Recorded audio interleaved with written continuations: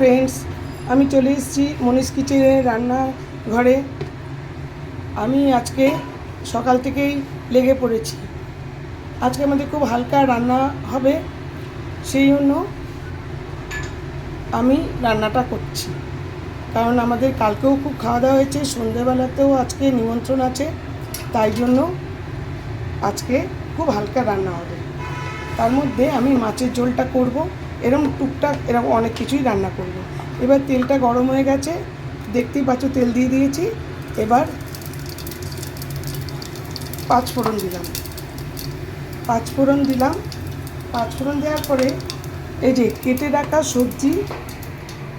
রাখা সবজি, এটা এর মধ্যে দিয়ে দেবো। একটু মশলাটা নাড়িয়ে চাড়িয়ে খুব হালকা পাতলা করবো একদম। আর যা গরম, তার জন্য আরও বেশি। আলু, বেগুন আর পটল দিয়ে আমাদের ঝোলটা রান্না হবে। এগুলো সব এক এক করে দিয়ে দিচ্ছি। এই যে ভালো করে তেলের সঙ্গে নাড়িয়ে চাড়িয়ে এবার একটুখানি সবজিটা ভাজছি তেলের মধ্যে।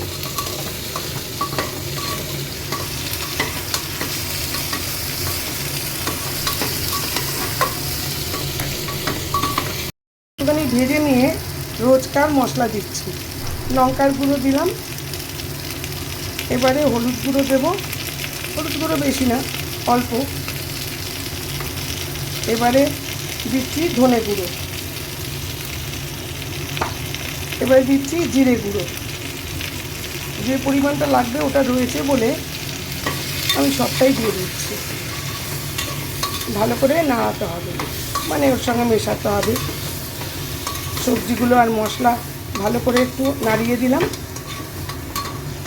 এইবারে নুন দেব। নুনটাও পরিমাণ মতো দিয়ে দিলাম, একটা আন্দাজ মতো নুন দিয়ে দিলাম।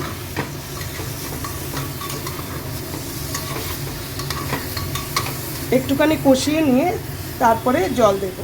কষানো হয়ে গেছে, এই যে জল দিয়ে দিচ্ছি। বেশি জল দেবো না, তাহলে ওপর দিয়ে পড়বে। অল্প জল দিয়ে একটু নাড়িয়ে নিয়ে এইবার আমি প্রেসার কুকারটা বন্ধ করব।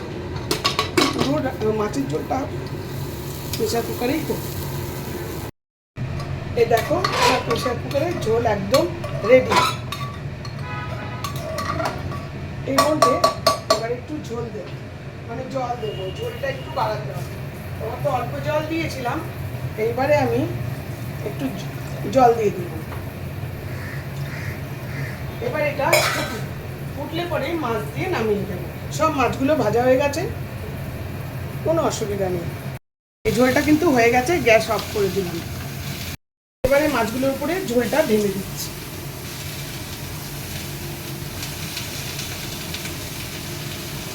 সবজিগুলো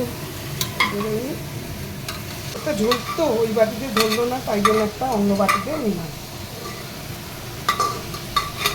এই বাটিতে আমার ঝোল একদম রেডি। এবার একটু গরম করে নেব। মাছগুলো দিয়েছি তো, একটুখানি গরম করে নেব।